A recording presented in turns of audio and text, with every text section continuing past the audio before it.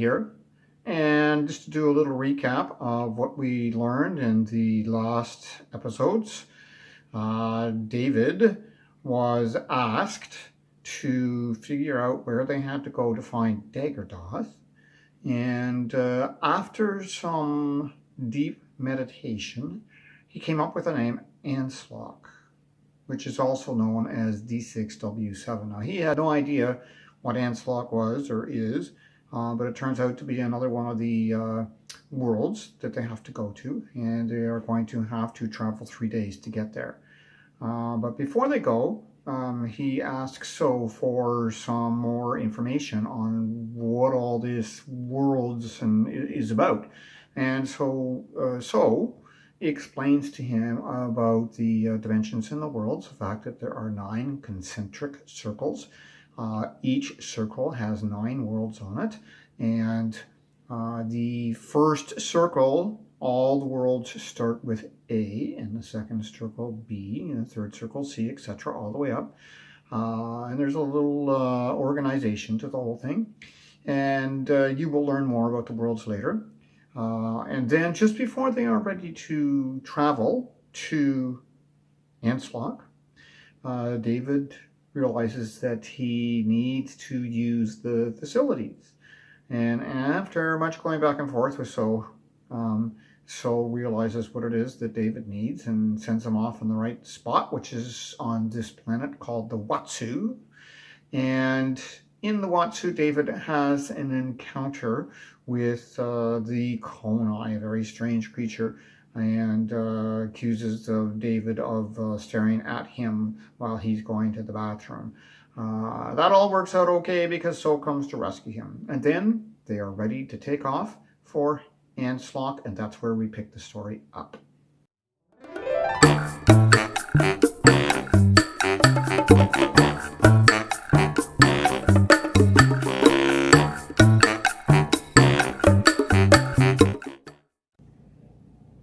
Chapter 7.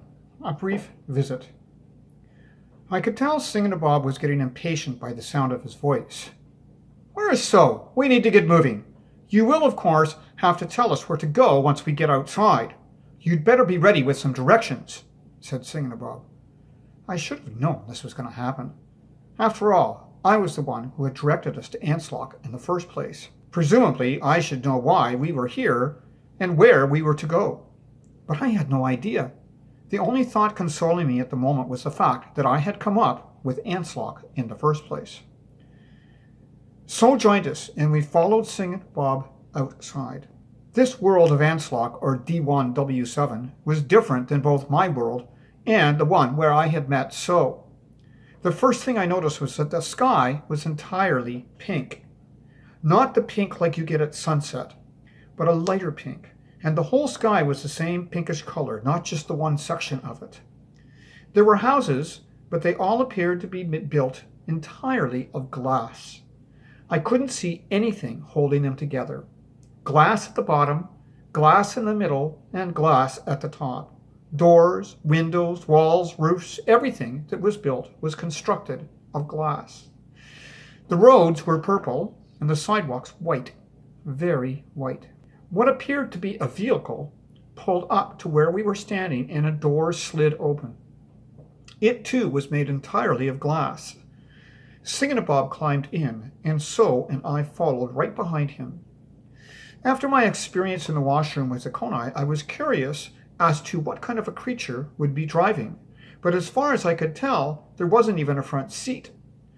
Singinabob was seated at the front of the car, and he was facing the wrong way to be the driver.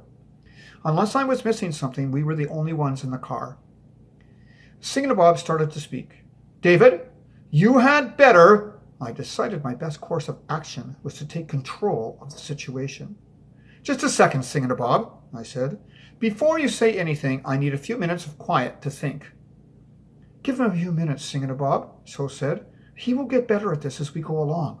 I guarantee it." While I didn't have the confidence in myself that So did, I was hoping he was right.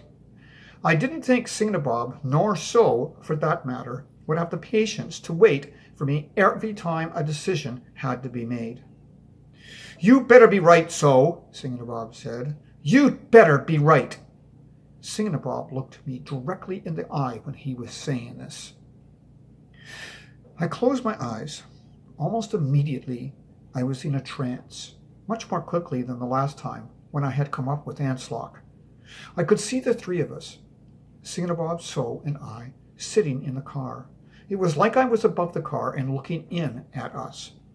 This was a little weird, but I had to trust that it was going to lead me somewhere. Almost immediately, my body, mind, whatever, moved way up, and I was looking at what I assumed was the entire world of Anslock, or, to be more precise, D1W7. It was shimmering like a large piece of glass, except it was round. Next, I moved out so that I could see all of Dimension 1. The entire circle with all 9 worlds, like dots on a ring. I could still tell which of the worlds was Anslock, but I'm not sure how I knew that, as all the 9 worlds looked as if they were all made of glass. When I looked more closely, I could see that the third one along from W7, which somehow I knew to be W4, was where we needed to go. I also knew that W4 was originally called Afinoto. How I knew this, I didn't know. And why my earlier trance hadn't told me to go to Afinoto in the first place was a mystery to me. This confused line of thinking immediately brought me back into my body, and I could sense I was back in the car with So and Singinabob. Opening my eyes while So and Singinabob were staring at me expectantly. Afinoto, I said, putting as much conviction as I could muster into my statement. So, you said that we could travel almost instantaneously from one world to another within the same dimension.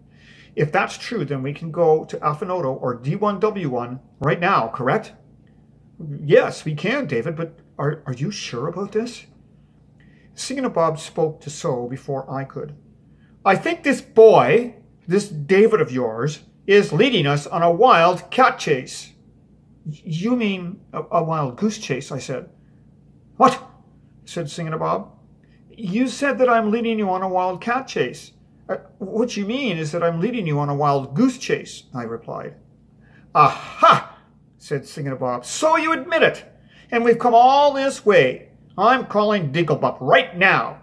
No, I said. That's not what I meant. I was just correcting your speech. I'm not leading you anywhere. Well, it's the same thing, isn't it? Said Singinabob. If you are not leading us anywhere, then you might as well not be leading us at all. I was totally flustered. How did Singinabob manage to get me so confused? Okay, I said. Let's get this straight. I'm positive we have to go to Afinato, or D1W1 as you call it, and there is a reason why we couldn't go there in the first place. All right, David, I believe you, said So. And I think he really did believe me. What's the reason? Asked Singinabob. What? I said. What's the reason? Singinabob said, his voice carrying a touch of anger with it.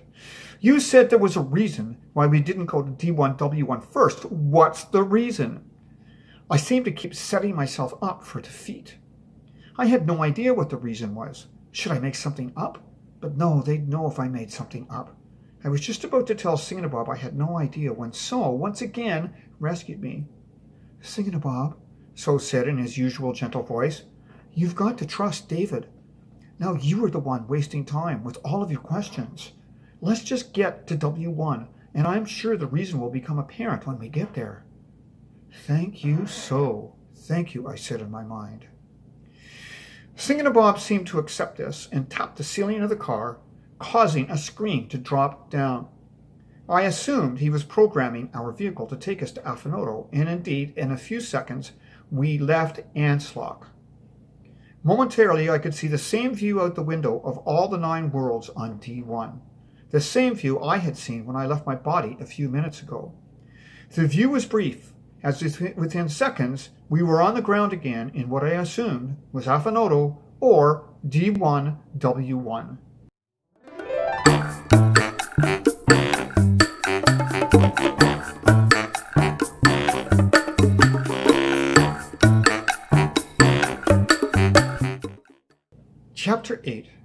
Daggerdoth. Looking out the window of the car, Afinoto appeared to look exactly like Anslock. Glass, glass, glass, everywhere glass. "Well, O mighty one," said Singinabob, talking to me. "Here we are. Now what?" "Time for another trance, I guess. Let me just think for I heard the doors on our car snap locked. Everything went black, as if someone had pulled a blind over the entire car." "David," whispered So, "did you do that? What's going on?" Before I could answer, a voice spoke. "Welcome, Singinabob and friends, welcome to my home. Well, it is a surprise to have you here, I have to admit that, but I can't think of a better solution to our problems."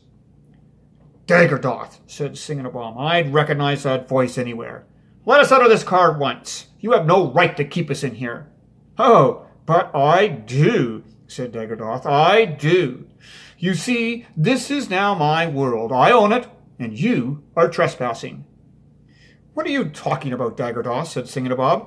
"You do not own this world, nor do you own any worlds. Worlds cannot be owned, and you know that."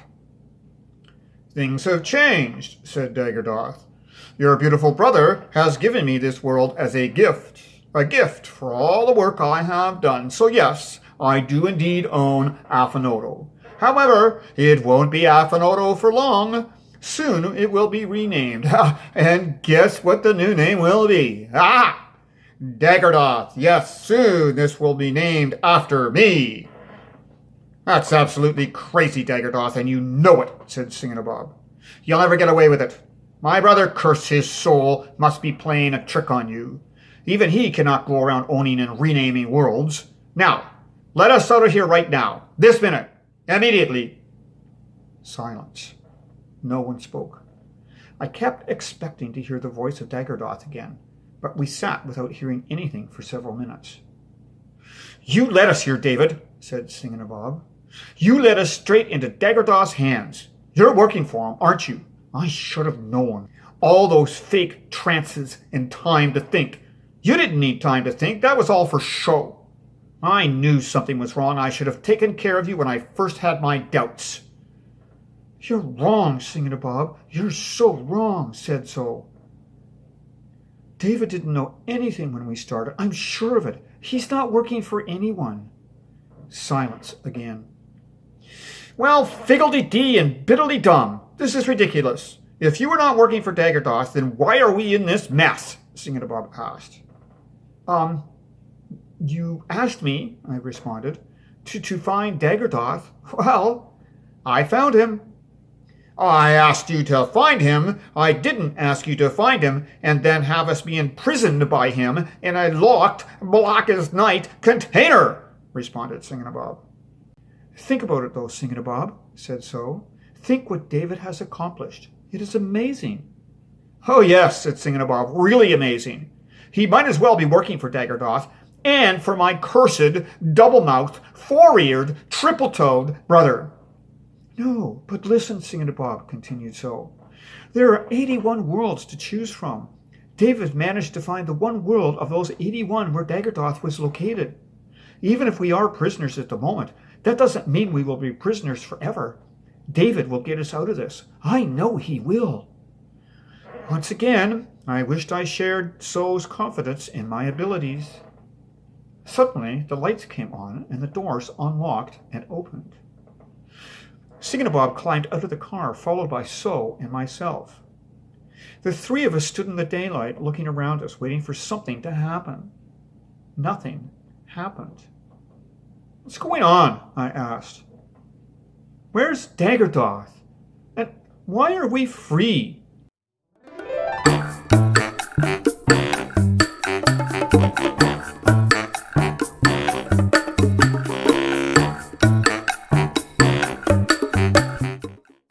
Chapter 9. 100% Convinced. There was silence all around us. Why would we suddenly be free? It didn't make any sense. "Daggerdoth," Singinabob said. "Daggerdoth, where are you?" Silence. "We need to move away from here," I said. "We have to find somewhere to hide." That's ridiculous, said Singinabob. Daggerdoth isn't going to just let us walk away from here. A minute ago, he had us imprisoned in that black box of a car. I know, I continued. Don't ask me why. All I know is we have to move. And move quickly before he or someone else comes back. This is probably another trap of yours, said Singinabob. Singinabob, So yelled. Stop it! You need to start trusting David. If he says we need to move, then we need to move. Singinabob had a look of total confusion on his face. I don't think he knew what to believe. Frankly, neither did I. The idea that we had to move to a place of safety had just popped into my head. There was no rational reason to believe that Daggerdoth had just disappeared. Come on, Singinabob, So continued. Do something. All right, said Singinabob. I guess we've got nothing to lose by at least trying to conceal ourselves. We better not use the car again, as Daggerdoth has a way of locking the doors on us. I know a place of safety, but we'll need to walk there. Follow me. Wait, I said. Oh, come on, said Singinabob. 1 minute you are telling us to move, and now you are telling us to wait.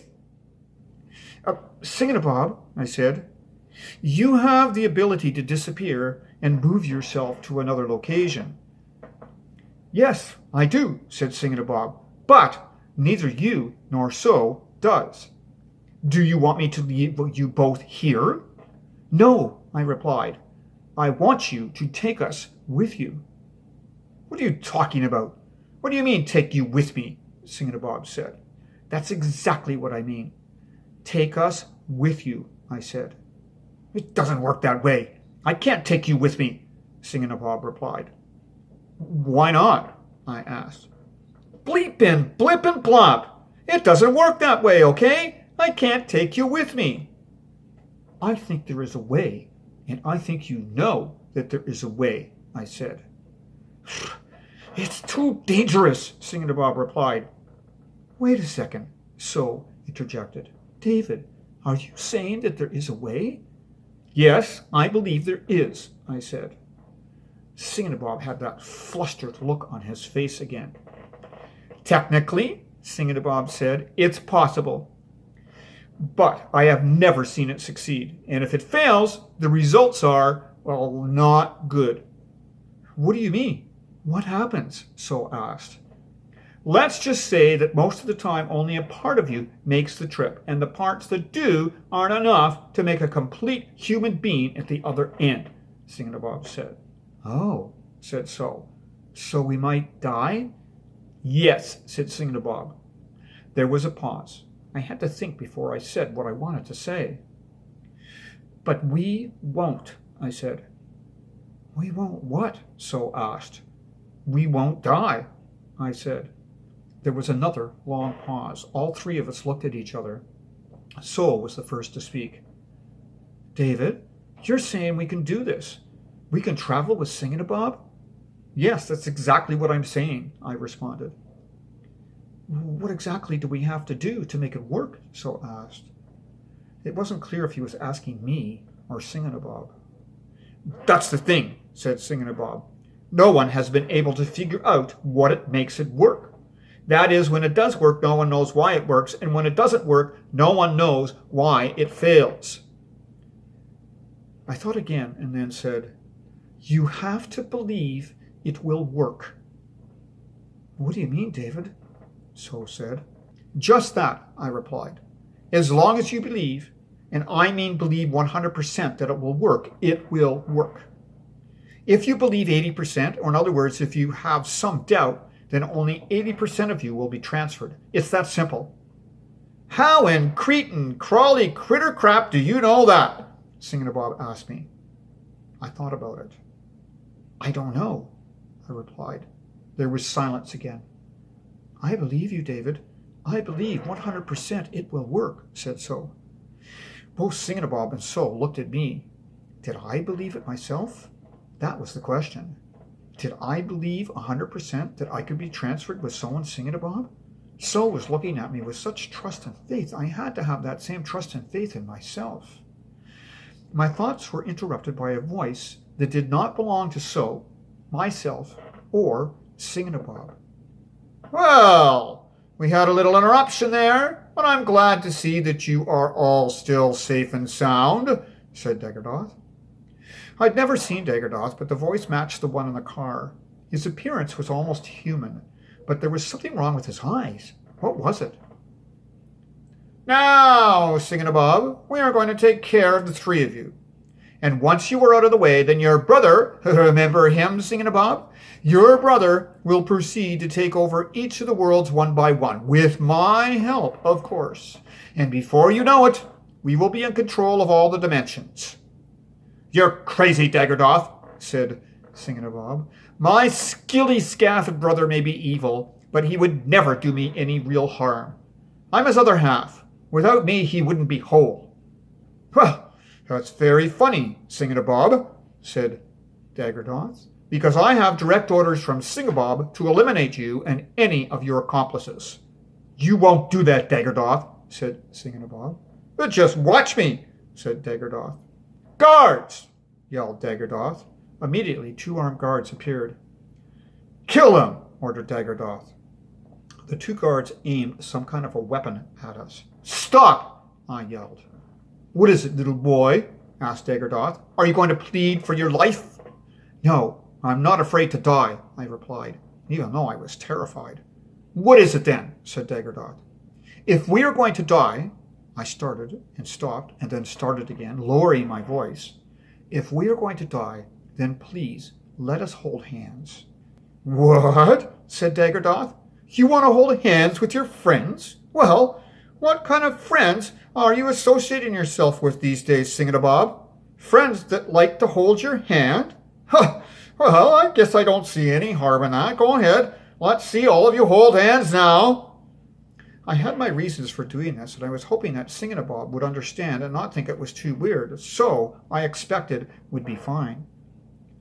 Hold hands, I said to So and Singinabob. They did as I asked, and we all held hands. Okay, guards, now that the little friends are all holding hands, fire! The last thing I saw were Daggerdoth's eyes. I realized what was wrong with them. They weren't human. They were the eyes of a cat. The weapons went off, and everything went dark.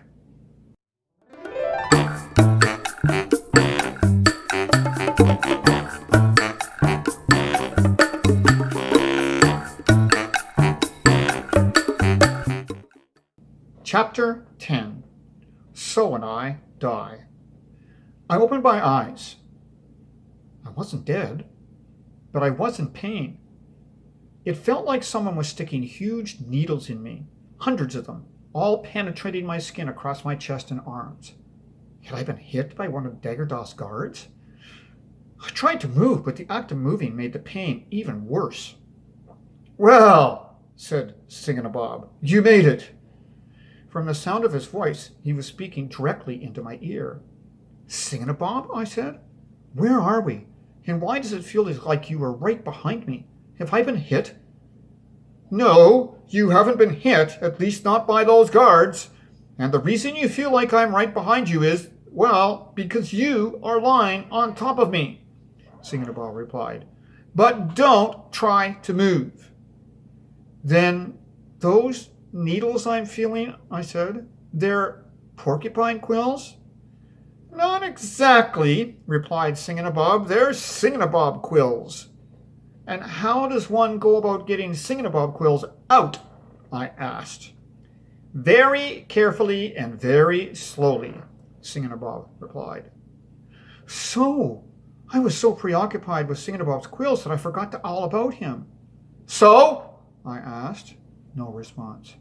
So, I said again, feeling fear replace the pain of the quills. I did not want to lose So. Without him, I wasn't sure I could maintain the confidence in myself. Singinabob, where's So? I asked. I'm not sure. I don't think he's here, David, replied Singinabob. I'm not sure that he made it. But he had to have made it. He believed 100%. I'm the one that shouldn't have made it. So had more belief in me than I did. I was almost crying when I said this. There were other reasons I didn't want to lose So, but I wasn't willing to acknowledge them yet. I'm sorry, David, said Singinabob, but we have to move on.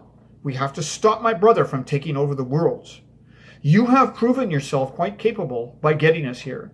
I'm sorry So didn't make it, but I believe you are the one. Not So, who is needed to stop my brother. So is needed to get you here, and now it is your turn. I can't do it, Singinabob. I can't. Not without So. Oh. There was a groan from close by. Oh.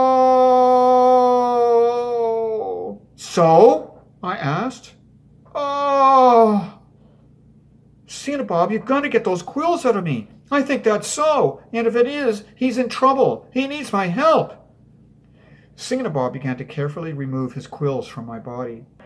Stay still, David, Singinabob said. I have to retract my quills one at a time, or they will be embedded in your body, and you will not be able to get them out. David! The voice, weak but clearly So's, came from close by. Hurry up, Singinabob! Hurry up! It is So! I said, my tears replaced by fear that I wouldn't be able to get to So in time. I began to pull away from Singinabob. No, David, not yet, said Singinabob. There are still quills in you. You won't be able to take them out. David, the voice repeated, even weaker than before. I yanked my arms up high and away from Singinabob's body, taking many of the quills with me. The pain was excruciating. Singinabob and I had been together on what seemed to be a high, raised platform made of concrete. It was very hard, making it painful for me to crawl across to the edge and peer over. Having large quills stuck in my arms and chest did not help. Looking over the edge, I could see So. He was covered in blood. So, I said. I lowered myself from the platform to the floor and kneeled beside him. I was no longer conscious of the pain from the quills. My attention focused on So. David, So whispered, in a voice I could barely hear. I believed in you. I'm here. You're here. We made it. But if we made it, why was So bleeding? Had he not believed 100%?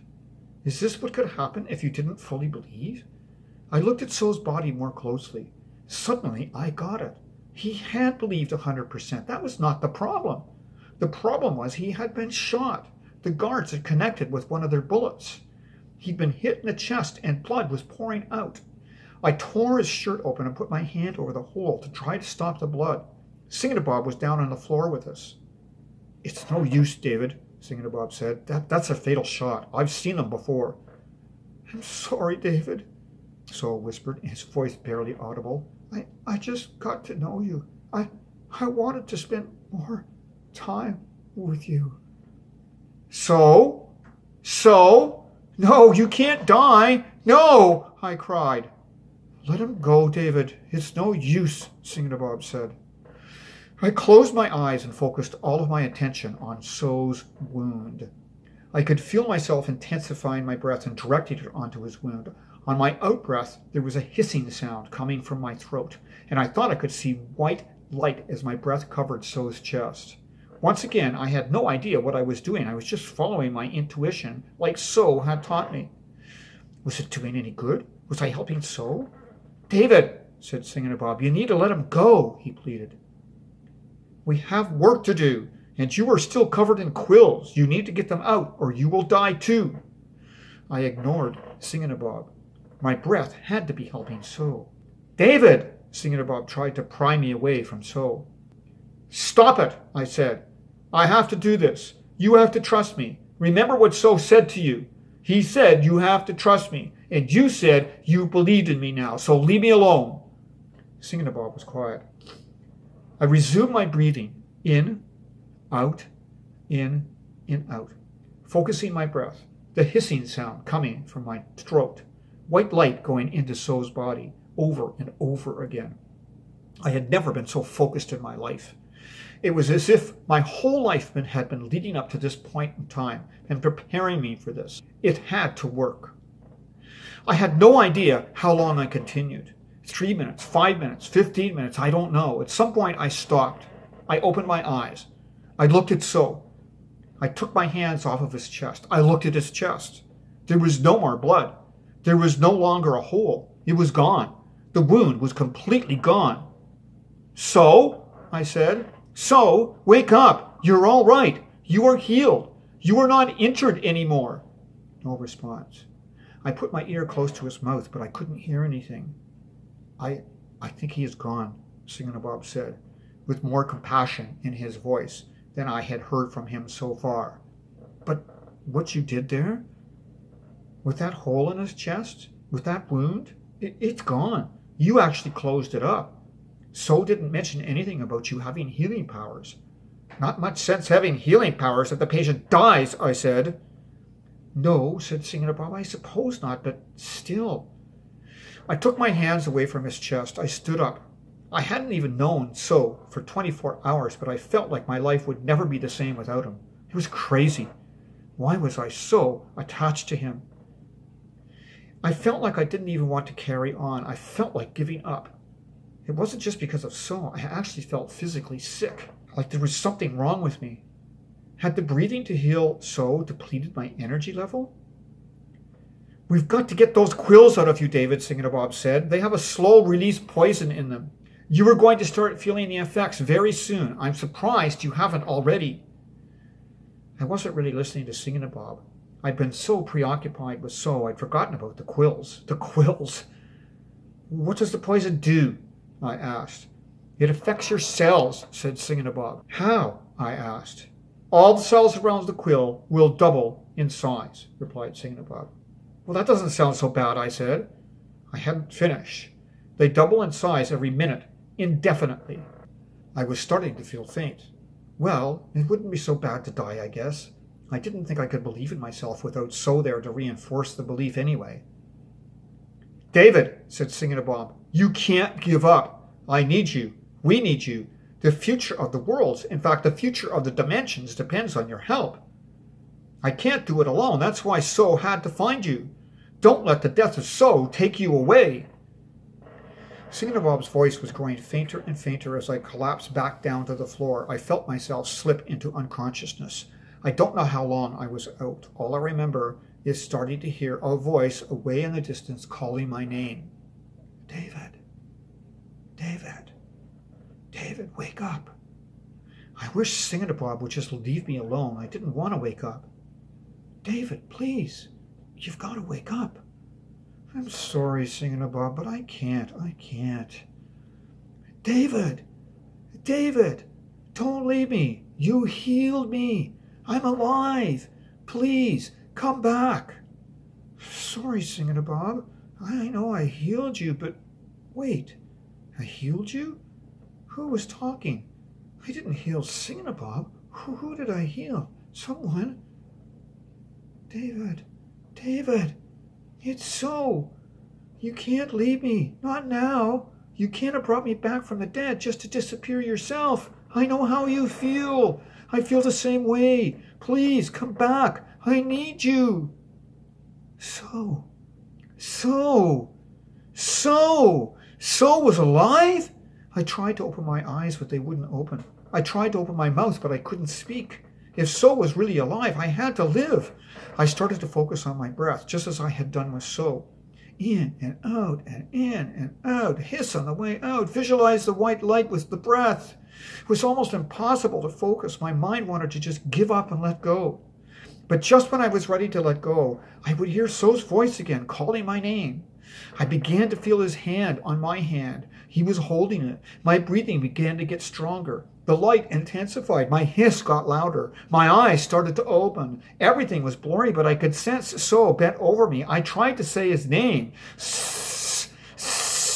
That's all I could get out. Breathe, I said to myself. I concentrated. My eyes fully open now. My eyes focusing. There was So, looking at me. Tears on his face again, just like after I had passed the secret word test. So, I finally said. David, So said, I knew you would come back. I knew you wouldn't leave. He let go of my hand, but I wanted him to take it back. You still have quills in you, So said. We have to get them out. Yes, David, Singinabob said. Those quills will continue to secrete poison into your body unless we get them out. I don't know how to do that. Once more, I closed my eyes, but not to retreat back into unconsciousness. I had very little energy left, but what energy I did have, I focused on the quills in my body, breathing into them just as I had focused on my breath on So's wound. At first, nothing happened. I could sense the quills all over me, but they weren't moving. Then I heard a popping sound. It's working, David, So said. The quills are coming out. I kept breathing in and out, and the popping continued. Just 10 more to go, David, So said. Keep breathing. I was finding it harder and harder to breathe. My energy had just about been used up. 2 more, said So. I slipped once more into unconsciousness, but this time it felt more like sleep. Once again, I had no idea how long I was out, but suddenly I was awake. I opened my eyes and saw So and Singinabob. They were having a conversation about something and not even looking at me. I let my mind check out my body. I couldn't sense any more quills. I couldn't sense any more pain. I was okay. I sat up. Are you guys going to just sit there, or are we going to go and stop Daggerdoth? I said.